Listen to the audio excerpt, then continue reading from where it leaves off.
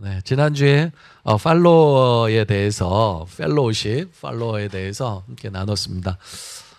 그때 좀 한 주간 지나면서 이 부분을 좀 우리 형제 자매들과 공유했으면 좋겠다는 부분이 있어서 그 부분을 좀 나누고 오늘 설교를 들어가려고 합니다.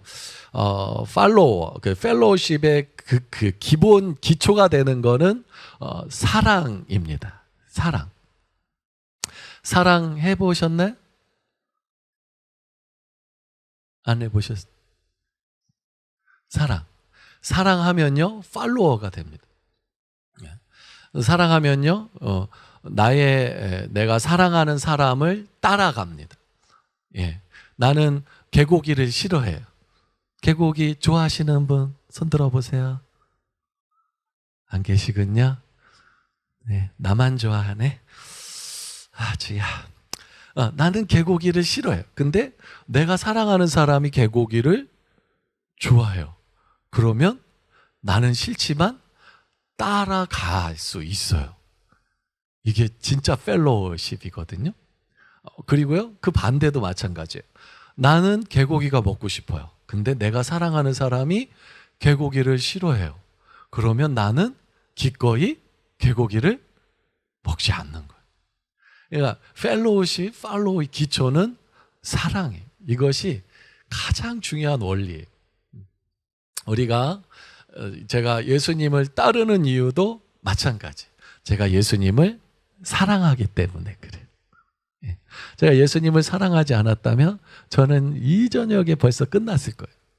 근데 그 예수님의 그 십자가 사랑을 경험하고 난 다음에 예수님이 이처럼 나를 사랑하시니까 예수님 저도 이처럼은 안 되지만 이만큼이라도 사랑하고 싶습니다.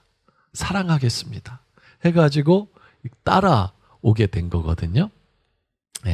그래서 우리 청년 공동체가 이 사랑의 기초 위에서 서로를 팔로우하는, 사랑의 기초 위에 서로를 팔로우하는 그런 그 공동체 되기를 소원합니다.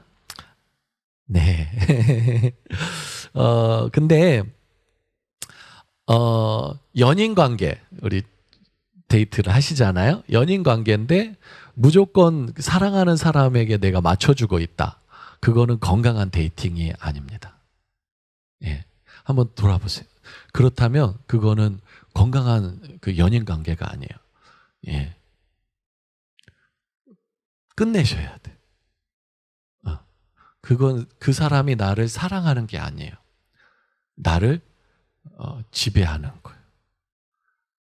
요즘 말로 가스 라이팅하는. 사랑이라는 말로 지배하는 거예요. 그런 관계라면 빨리 청산하셔야 됩니다.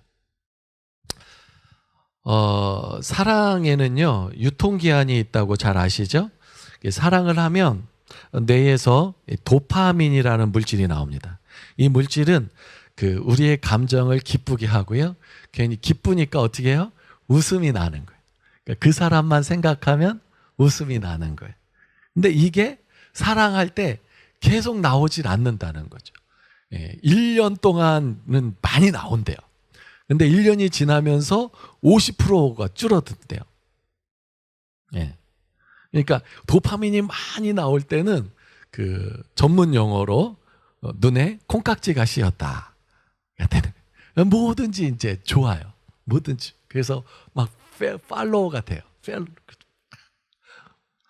그냥 서로 그냥 맞춰줘요. 근데 1년이 지나고 나면 이 도파민이 50%로 줄고 그 다음에 이 도파민은 우리 뇌 아주 깊숙한 곳에서 나오거든요. 그 다음에 뭐가 발달하느냐면 이 전두엽이 이제 다시 정신 차려야 그것이 아니어야 정신 차려야 해가지고 내가 이 전두엽 이 사물을 보고 듣고 판단하고 그 전두엽에서 하는 거거든요. 여기가 이제 50%를 또 차지한다는 거죠. 이렇게 되면 열정이 식게 됩니다. 그 열정이 식게 되면 지난주에 우리가 나눴듯이 뭐가 나오냐면 나 소 샀어요. 나 밭 샀어요. 나 장가 갔어요. 이런 변명이 나와요. 거리가 멀어요. 예. 나 거기 돈 벌어야 돼요. 나 내 스케줄이 있어요. 이렇게 돼요. 예. 그렇게 되면 지금 사랑이 잘못 가고 있는 거예요. 예. 그런 상황에 있으면 둘 중 안에 하나 하셔야 돼요. 하나는 다른 오빠를 찾으시면 돼요. 예, 이 오빠는 아니야 이제. 그럼 다른 오빠를 찾으면 되고, 그게 아니면 뭘 해야 되냐면요, 서로 팔로우를 해야 돼요. 억지로라도 팔로우를 해야 돼요. 예. 그러면요 관계가 다시 좋아지게 돼 있어요. 오빠 나 피곤하다. 야 오늘 못 가겠다. 이거는 도파민이 많이 줄어든 상태예요. 그럴 때 이제 그래 오빠 알았어요. 나 사랑하니까 오빠 하면서 이렇게 봐주는데, 계속 봐주면 안 돼. 들이받아야 돼. 나 사랑하는 건 맞아? 하면서 들이받아서 정신 차려가지고 서로 복종의 관계. 보고 싶다. 그럼 늦게라도 데이트 해봤잖아요. 밤 12시, 새벽 2시까지 통화해봤잖아요. 통화하고 끊으면서 먼저 끊어 하다가 5시까지 통화하잖아요. 예? 근데 이제 도파민이 줄어들면 12시만, 1시만, 12시만 되면 졸리다. 나 내일 출근해야 돼. 이렇게 되는 거예요. 그럴 때는 어떻게 해야 돼요? 조금 더 맞춰줘요. 서로 상대방이 조금 더 맞춰줘야 유지가 되고 또 아름다운 사랑을 가꾸게 돼요. 제가 뭐 그렇게 했다는 건 절대 아닙니다.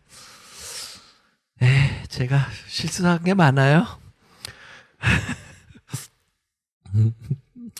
우리 아내 앞에서 설교하려니까, 이런 설교하려니까 좀 힘드네.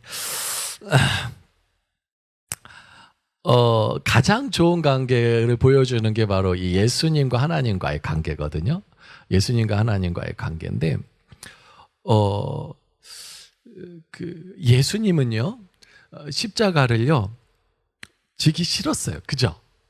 근데 하나님을 사랑하니까 십자가를 지신 거예요. 예. 윤동주님의 십자가라는 시 제가 좋아하거든요.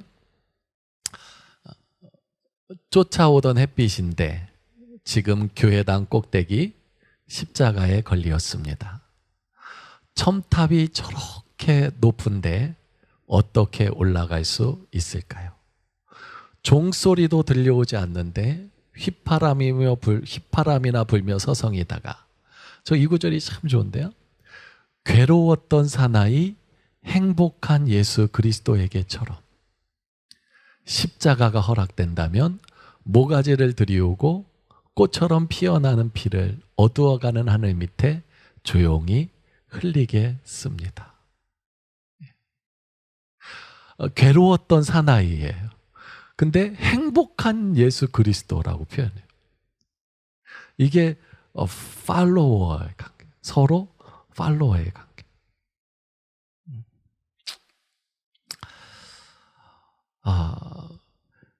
아버지 하나님을 사랑하니까, 아버지를 사랑하니까 나는 지기 싫은데 십자가를 지는 거예요. 그 팔로우, 그 속에 정말 아름다운 사랑이 숨어져 있다는 거 우리 늘 기억하면서요. 우리 연인 관계에 계신 분 계시다면 나 자신 한번 들어. 내가 지금 도파민이 많이 없어졌구나. 그러면 그대로 있으시면 안 돼요. 12시라도 찾아가야 돼요. 너 보고 싶어서 왔어. 얼굴 보니까 좋네. 하고 돌아가는 거예요. 잠깐이라도 보고 돌아가는 거예요. 그러면 그 말을 표현한 나도 좋고, 그 말을 들은 상대방도 화가 나겠죠. 짜증이 나고, 이놈의 뭐한테 와가지고 막 그래. 안 그렇다는 거죠. 오늘 설교 시작하겠습니다.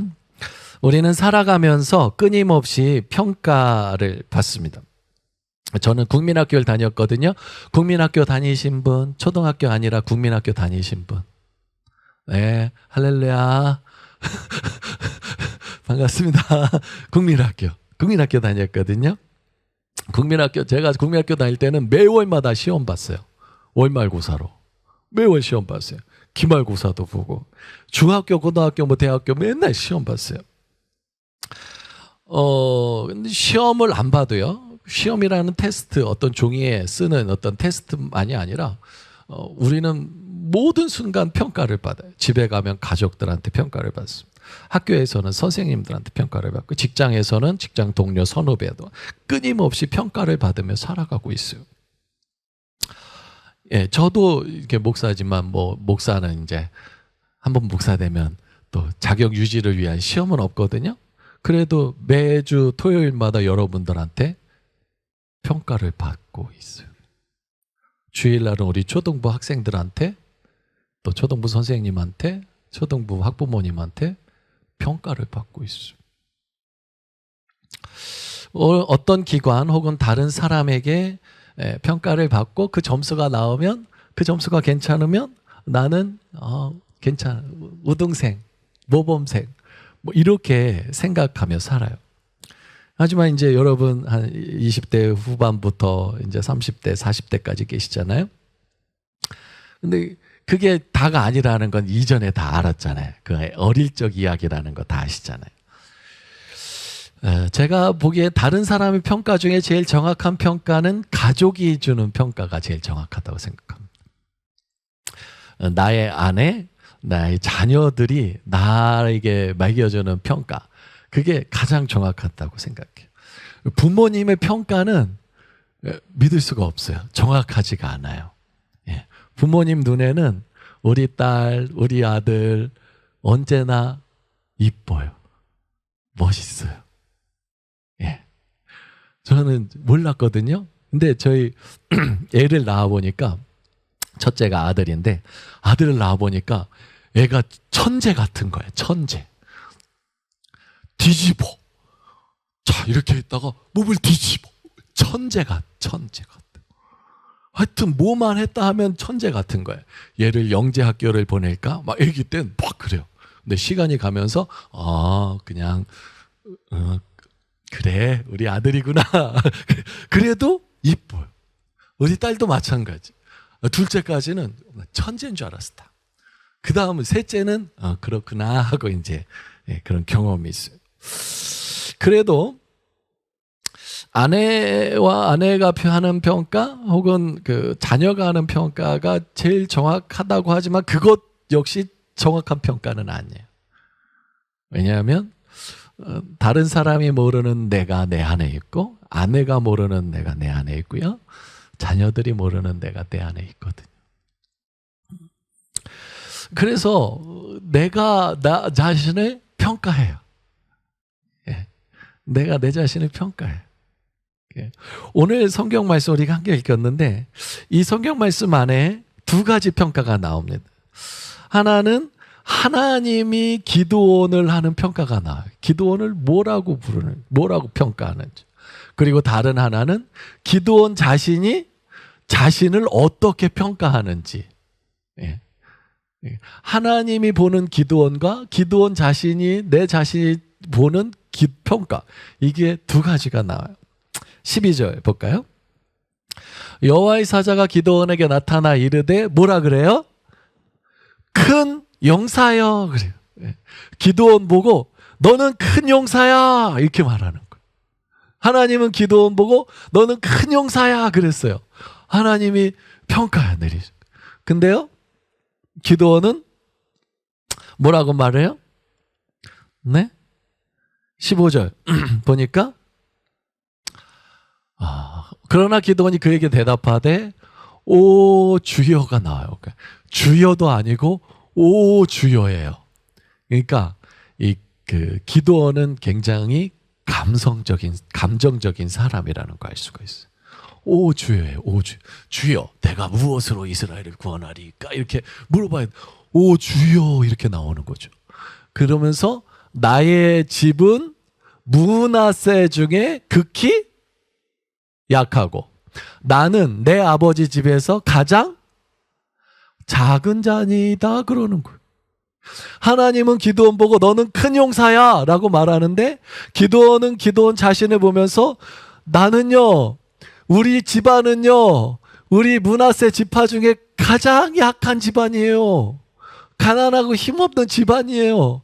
그리고 그 집안에서 나는요, 지극히 작은 자예요. 이렇게 말하는. 누구 평가가 더 정확할까요? 그러려면 먼저 이 말씀의 배경을 살펴봐야 되겠죠? 이스라엘 백성들이요, 6장 1절을 보니까 또 이스라엘 백성들이 또 이스라엘 자손이 또 여호와의 목전에서 악을 행했대요. 이스라엘 자손들이 저랑 똑같아. 하여튼 또 그래. 정신 차려야지. 그러다가 또 넘어가고요. 또 넘어가. 사사기만 그런 게 아니에요. 구약 성경 전체가 그래요. 정신 차려야지 하다가 또 넘어가. 그럼 하나님이 또 은혜를 주세요. 예. 그리고 또 다시 정신 차려야지 또 넘어가요. 하나님의 이 다함이 없는 사랑 찬양합니다. 할렐루야. 또 악을 행했어요. 그러니까 미디안의 손에 넘겨주셨어요. 다음에 3절에 보면 미디안이 이제 미디안이 쳐들어와. 3절은 쳐들어와죠. 그건 언제 쳐들어오냐면 파종한 때 쳐들어온대. 파종한 때. 하도 미디안이 와서 괴롭히니까 2절에 보면 산에다가 산성을 쌓고 산에다 근거지를 다 만들어놨어. 그러니까 산에 있을 때는 공격해봤자 이기기 힘들어요. 근데 먹고 살아야 되잖아요. 그 농사 지으러 산에서 농사 못 지니까 파종한 때면 밑으로 내려와야 돼. 그때 미디안이 쳐들어오는 거예요. 예? 아주 그냥 싹 쓸어가는 거예요. 4절 보면 먹을 것을 남겨두지 아니하며 소, 양이나 소나 나귀도 남기지 않아. 다 가져가 버려. 그러니까요, 어떻게 해요? 이스라엘 백성이 어떻게 해요? 이스라엘 백성이 할 수 있는 건 뭐죠? 기로 시작해요. 뭐죠?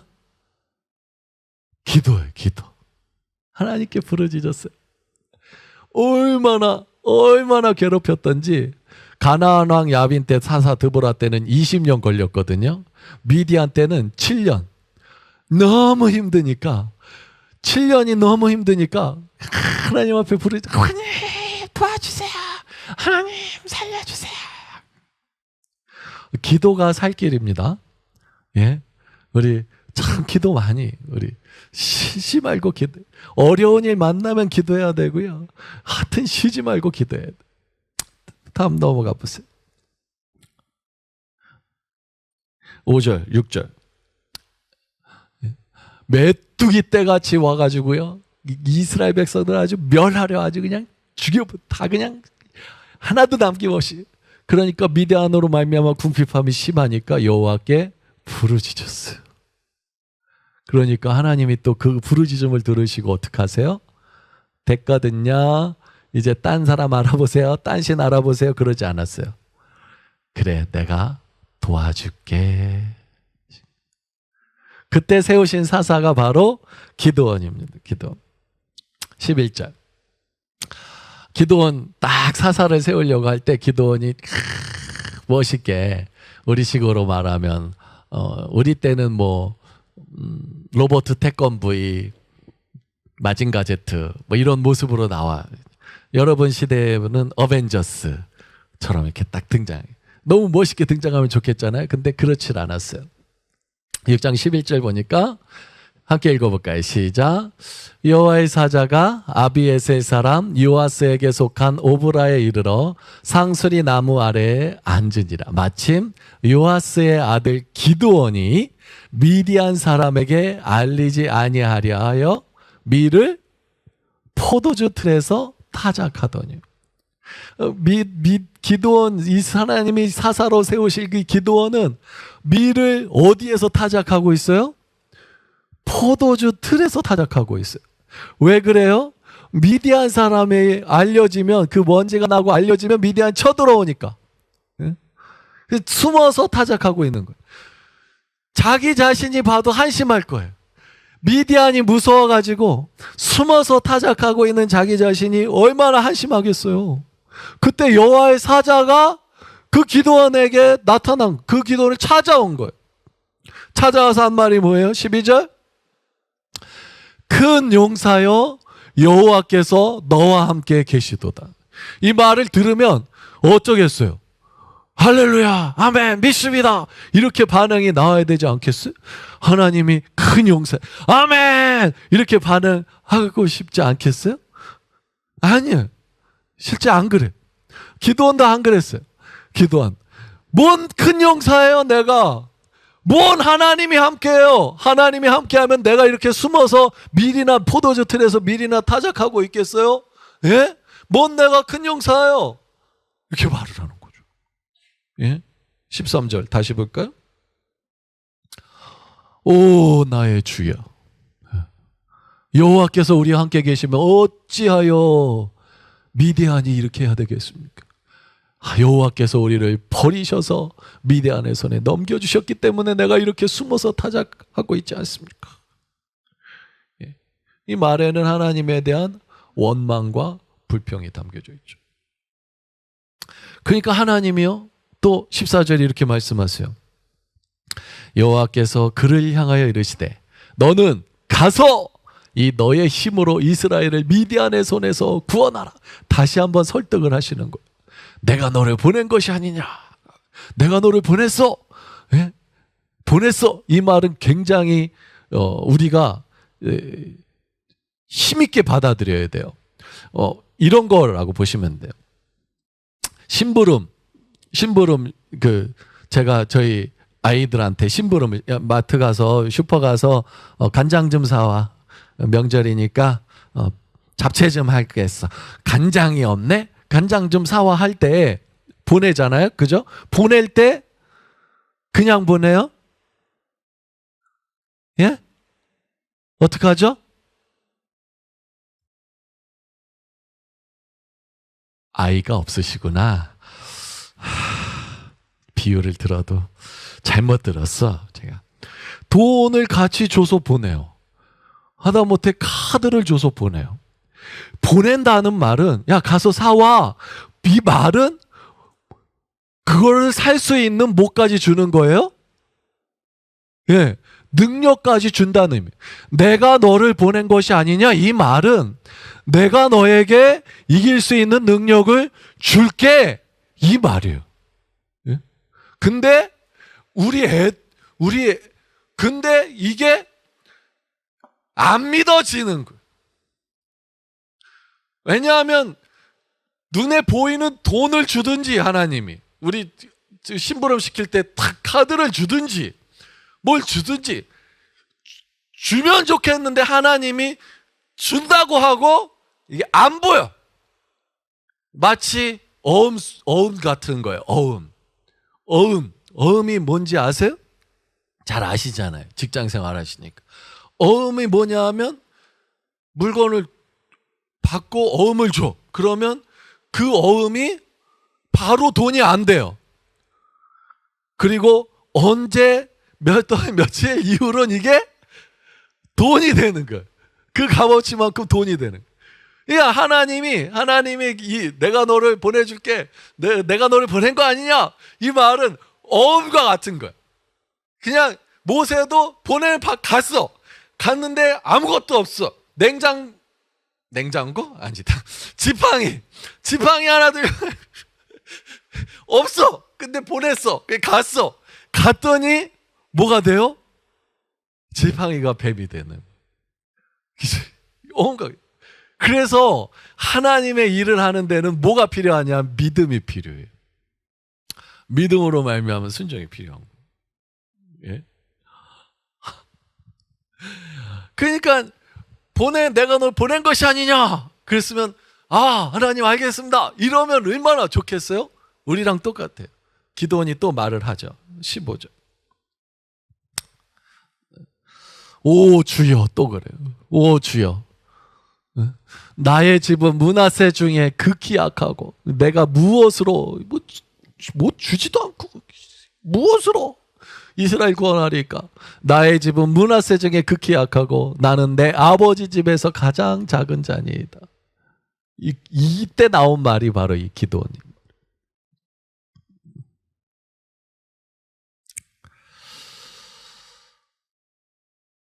므낫세 지파는요, 에브라임과 므낫세, 에브라임은 형제.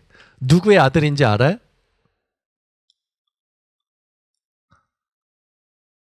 누구의 아들인지 알아요? 1번 야곱, 2번 요셉, 3번 조일이. 누구 아들인지 알아요? 요셉 아들이에요. 예? 요셉의 두 아들 에브라임과 므낫세인데 첫째가 므낫세고 둘째가 에브라임이에요. 근데 할아버지 야곱이 축복 기도를, 므낫세가 첫째니까 므낫세한테 축복 기도를 세게 해줘야 되는데 이렇게 어슷것. 그래서 그 에브라임, 동생 에브라임은 축복이 확 가버렸어요.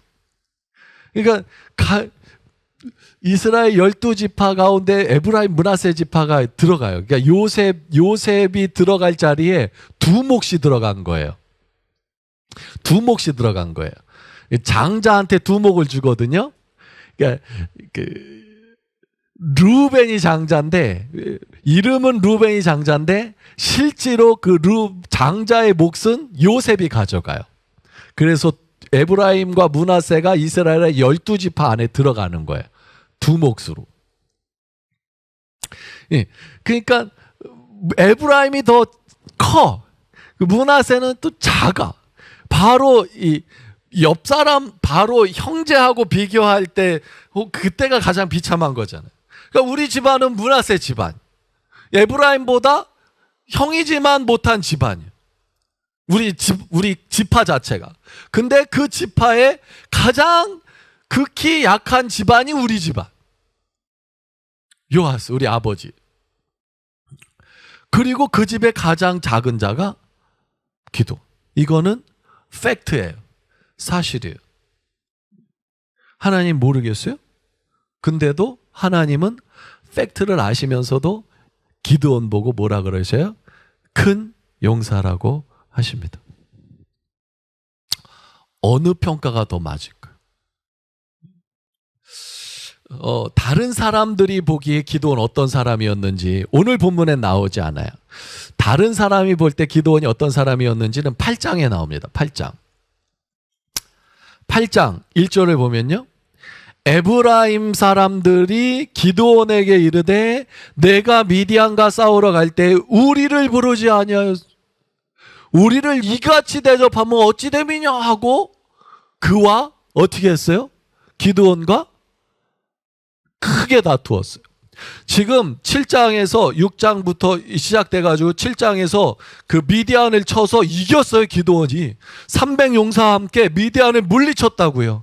그 많던 바닷가의 모래같이 그 많던 미디안을 쳐서 이겼어. 예? 하나님이 기드온을 사사로 세웠고, 그리고 하나님이 기드온을 통해서 이기게 하셨다고요. 그리고 나머지 왕을 세바와 살문나 왕을 놓쳐가지고 왕을 쫓아가는 거예요. 그때 에브라임 사람들이 와서 크게 다퉈. 그러니까 다른 에브라임 사람들 보기에 기드온은 만만한 사람이에요. 사사였어도 만만한 사람이었어요. 에브라임 지파. 찬 지파, 에브라임 지파 만만해 보여요. 그러니까 작게도 아니에요. 크게 다퉜대. 뭐야, 나 우리 부르지도 않고 막 그냥 자기들이 위에요. 사사보다. 이런 상황이 된 거예요. 기드온이 다른 사람한테 어떤 평가를 받았는지 알 수 있죠. 한 번에 끝나지 않아요. 5절 보면 그래, 미안, 알았어. 야, 너희들이 더 크지 하면서 다독인 다음에 나 잡으러 갈게 해가지고 가는데 배가 고픈 거예요. 5절, 그가 숫곳 사람들에게 이르되 나를 따르는 백성이 피곤하니 배가 고픈 거예요. 청하건대 그들에게 떡덩이를 주라. 나는 미디안의 왕들인 세바와 살문나리들 죽여가고 있다. 그냥 배고프다고 떡을 주려고 스코 사람들에게 말한 거예요. 네? 사사가 요청했어요. 그럼 줘야 되잖아요. 더군다나 이겼어요. 모르는 것도 아니야. 도망치는 거 다 알아요. 스코 지나가는 길에 있었으니까. 그래도 스코 사람들이 뭐라 그래요? 예? 뭐라 그래요? 6절. 세바와 살문나의 손이 지금 내 손 안에 있다는 거냐? 아주 있다는 거예요? 이? 하고 우리가 내 군대에게 떡을 주겠느냐? 이러. 한 집 에브라임 지파가 아니라 도시, 조그만 도시 마을 사람들인 거예요. 스콧은. 예? 스콧도 너가 누군데? 내가 너한테 왜 줘? 이러고 있는. 기드온은요 다른 사람의 인정을 못 받은 사사였어요. 또 안 끝나요. 다음 8절을 보니까 분우엘 가는 거예요. 알았어, 너 죽여버린다 하고 분우엘로 갔어. 분우엘 사람들한테 똑같이 말했어요. 그랬더니 분우엘 사람들의 대답도 수컷 사람들의 대답과 같아. 다른 사람에게도 인정받지 못한 게 기드온이었습니다. 사사였음에도 인정받지 못한 게 기드온이었어요.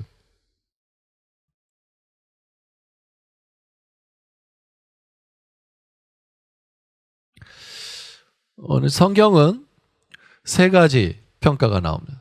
하나님의 평가, 자기 자신이 내린 평가, 다른 사람의 평가. 근데 하나님의 평가만 달랐어요. 우리도 이 세 가지 평가를 늘 받고 있죠. 근데 여러분 지금까지 저도 그렇지만 우리가 가장 신뢰하는 평가는 뭐였어요? 이 세 가지 중에 어느 평가를 가장 신뢰해요? 예? 근데 20대까지는 다른 사람의 평가에 목말랐어요, 저는. 20대 초반까지도 다른 사람의 평가에 목말랐어요. 근데 20대 후반쯤 되면서 결혼하고 나니까 이제 가족의 평가. 그것도 이제 시효가 끝나고 이제 내가 나 자신을 계속 오래 전부터 내렸던 이 평가. 결론은 내가 나 자신에 내린 평가가 항상 옳았어요. 그래서 교회 안에서 사역을 할 때도요. 이리 형제 뭐 좀 합시다. 그럼 내가 뭘 하겠어요? 이러는 거죠. 예. 그리고 거룩하게 대답하죠. 기도해 볼게요. 그러는 거죠. 이게 다른 말로 기도해 볼게요라는 말은 뭐예요? 안 한다는 말이거든요. 진짜 기도하면 하나님이 안 하라 그럴 것 같아요? 하라 그래요. 기도해봤자요. 하라 그런단 게. 그러니까 기도하면 안 돼요. 기도해 볼게요 하고 안 하는 거죠. 이 세 가지 중에 우리가 가장 신뢰하지 않는 평가는 뭐예요? 하나님이 해주는 평가 가장 신뢰하지 않아요. 하나님은 나한테 너는 내 아들이라 그렇게 말을 해요. 근데 나는 하나님의 아들입니다 이 말을 못해. 그리스도인이면서도 그리스도인이라고 말을 못해요. 마틴 로이드 존스 목사님이 사람들한테 물어보는 거예요. 당신은 그리스도인입니까? 자기 자신이 그리스도인이라고 자신 있게 말할 수 있습니까? 질문했어요. 거의 대부분이 저는 자신이 없어요 라고 대답했어요. 왜요? 내가 나를 잘 아니까. 내 속에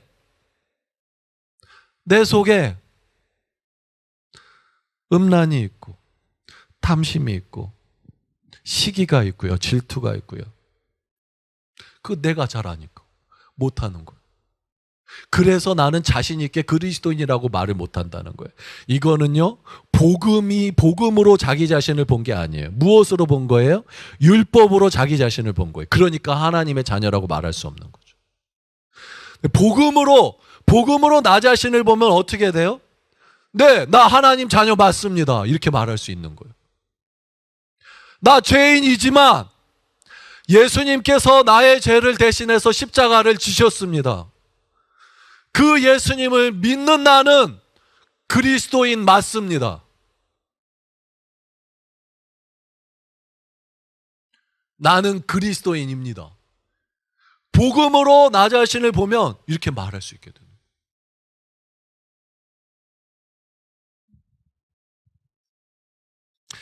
하나님, 너는 내 아들이야? 나는 아들 아니야. 너는 내 동역자야? 나는 너를 통해 큰 일을 해. 전도도 많이 했죠. 전도 사역리 가지고 전도했어요. 형제님, 자매님. 길거리에 나가서 동아리 활동하면서 노방전도도 했어요. 하나님이 당신을 사랑하시며 당신을 향해 놀라운 계획을 갖고 계십니다. 예, 그건 누구한테 하는 말이에요? 나한테도 하는 말이잖아요. 나한테도 향하신 하나님의 그 뜻이잖아요. 근데 그걸 전하면서도 전하는 나는 빼버려. 그리고 하나님이 당신을 사랑하시고 당신을 향해서 놀라운 계획을 갖고 있어요. 나를 향해서는 아무 계획도 없어요. 그렇게.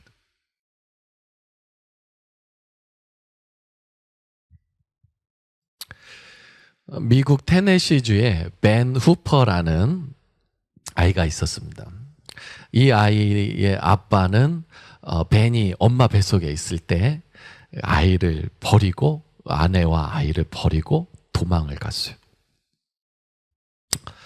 그래서 이런 거 뭐라 그러죠?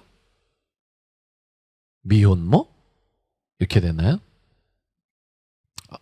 태어났는데 아빠가 없는 거예요. 그리고 그 옛날 일이니까, 지금처럼 도시가 많이 있는 것도 옛날이니까 동네 다 알잖아요. 응? 아빠가 버리고 도망갔다는 거 다 알잖아요. 사람들이 막 수근수근거리는 거. 그 자기 자신도 우리 아빠가 나를 버렸다는 거 다 아는. 엄마는 얘기 안 했겠죠. 근데 사람들이 얘기하니까 아는 거잖아요. 아는. 놀이터에서 친구들하고 막 놀아. 근데 부모님이 오면은 벤이 거기에 있어요. 그럼 애들을 다 데려가 버리는 거예요.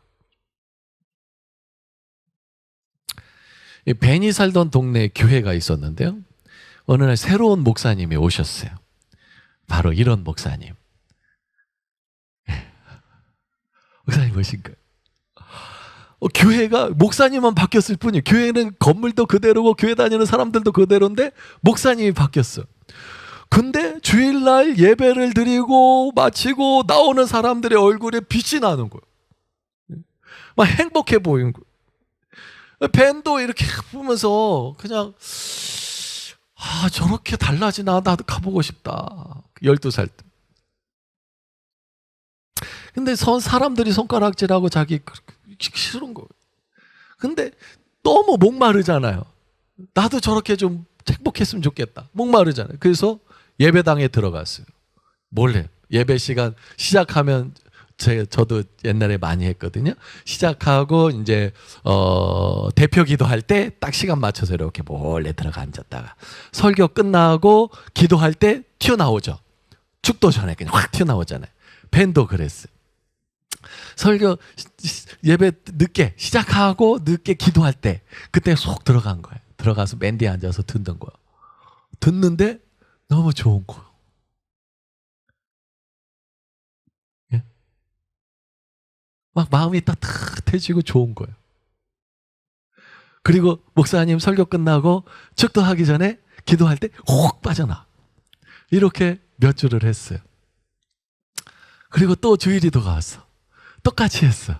맨 뒤에 앉아서 목사님 말씀을 듣는데 그날따라 더 막 은혜가 임하는 거예요. 그러니까 하는 목사님 기도합시다 할 때 자기 기도하는 거예요. 막 기도하고, 예? 기도하고 목사님 축도까지 다 해버렸어. 그러니까는 이제 어떻게 돼요? 나가야 되는데 이 복도마다 사람들이 다 차고 서로 안녕하세요, 할렐루야, say hi, how are you, I'm fine, I'm fine, and you, okay, 뭐 이러면서 서로 이해하면서 나가고 또 저런 나가는 문 앞에 목사님이 또 앉아 이렇게 딱 하잖아요. 이렇게 저도 이게 나갈 때 할까요? 이거 shake, shake hands, 오케이? 예? 할까? 나가서 하는 거예요. 벤이 이게 나가야 되는데 그냥 어쩔 수 없이 이렇게 나가는 거예요. 나갈 때 목사님이 벤을 보고 딱 말하는 거예요. 너 누구 아들이더라? 그러는 거예요.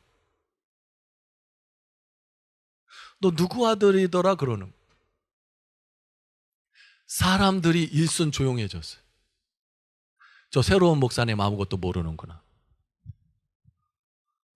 보통 우리 교회 몇십 년 되면 누구 아들이다.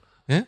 우리 지수, 우리 고은 누구 아들, 찬미 누구 아들, 예? 우리 예? 누구 아들 다 나오잖아요. 서영 누구 아들 다 나오잖아요. 그 목사님이 그 벤을 보고 너 누구 아들이더라 그러는 거예요. 벤 고개 푹 숙여지는 거죠. 얼굴 다른 몸이 부끄러워서 어쩔 줄 모르는 거죠. 근데 그 목사님이 이렇게 말하는 거예요. 너는 너의 아버지를 꼭 닮았구나 그러는 거예요. 우리 아버지는 우리 엄마도 버리고 나도 버리고 도망간. 너는 네 아버지를 꼭 닮았구나 그러는 거예요. 그래서 나는 네가 누구 아들인지 알겠어 말하는 거예요. 벤 당황. 성도들도 눈이 동그래졌어요. 뭔 소리야 저것이. 아니 저 벤의 아버지를 알아? 벤도 우리 아버지를 안다고요? 고개를 들었어요. 눈 동그래서 귀를 들었어요. 목사님이 벤을 보면서 말한 거예요. 넌 하나님의 아들이란다 그런 거예요.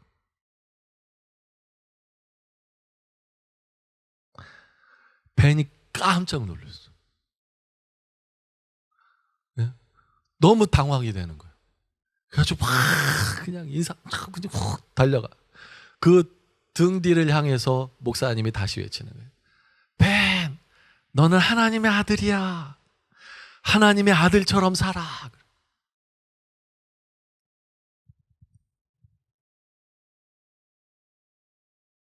이 날이 벤의 일생을 바꾼 날이었습니다.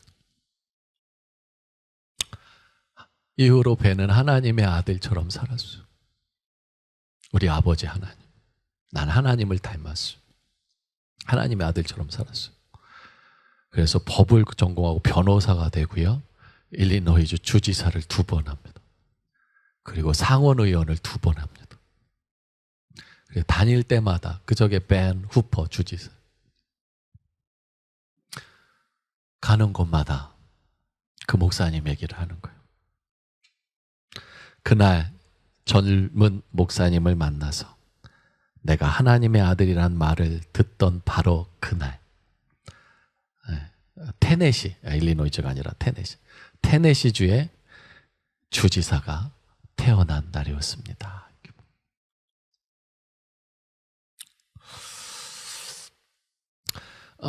벤은 사람들이 생각하는 나, 평가하는 나로 살지 않았어요. 벤은 자기 자신, 아버지한테 버림받은 자기 자신, 그것으로 살아가지 않았어요. 벤의 정체성은 하나님의 아들이라고 하는 정체성으로 살아갔어요. 우리는 어떻습니까? 나는 어떤 사람이라고 생각하십니까? 나는 누구라고 생각하세요? 우리 집안은 별 볼 일 없는 집안이고, 추석 다가오고 있잖아요. 우리 집안 별 볼 일 없는 집안이고, 그 집안에 나는 정말 더 별 볼 일 없는 사람이라고 생각하고 있습니까? 제가 그랬어요. 우리 동네에서 우리 집안에서 가장 가난했어요. 우리 집안에서도 가난했어요. 집안이요? 안 도와줘. 도와줄 것 같아요? 큰아버지요? 안 도와줘요.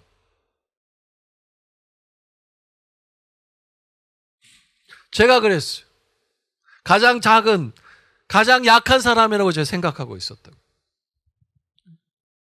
근데요, 하나님이 나를 사랑하셨고, 그 사랑에 감동됐고, 끊임없이, 신학을 하면서도 나는 별 볼 일 없는, 나는 약한 사람. 끊임없이 그랬어요.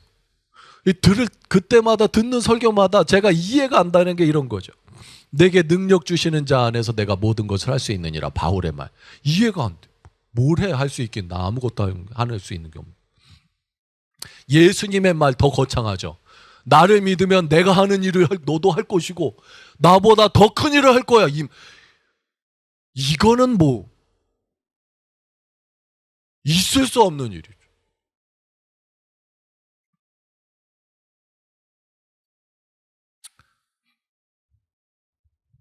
근데 시간이 지나면서요, 제 믿음이 자라는 거예요. 나는 약하지만, 나는 아무것도 아니지만 하나님이 나와 함께 하시기에 나도 할 수 있습니다로 바뀌는 거예요. 오늘 우리 예배에 참석한 우리 형제 자매님들, 어떤 마음, 어떤 정체성으로 지금까지 살아오셨습니까? 나는 아무것도 아니라고, 나는 집안도 별로고 내 인생도 별로라고, 그럴 때 하나님이 기도원에게 하셨던 말씀을 지금 여러분의 심령에, 마음에 하고 계십니다. 너는 큰 용사야. 내가 너를 통해 이스라엘을 구원할 거야. 저도 마찬가지고요. 오늘 예배드린 또 온라인으로 예배드린 우리 형제 자매님도 마찬가지입니다. 예, 이 일에 간증의 주인공 되기를 축복합니다. 네.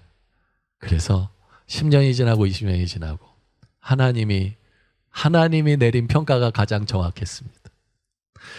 기드온에게 내렸던 많은 평가들이 있었지만 하나님의 말씀대로 기드온이 이스라엘의 사사가 되어 20년 동안 이스라엘이 태평을 누렸습니다. 하나님의 말씀이 진리예요. 하나님의 평가가 가장 정확한 거예요. 기드온에게만이 아니라 오늘 말씀을 전하는 저도, 오늘 이 말씀을 듣는, 이 음성을 듣는 여러분도 동일한 하나님의 음성이 줄로 믿습니다.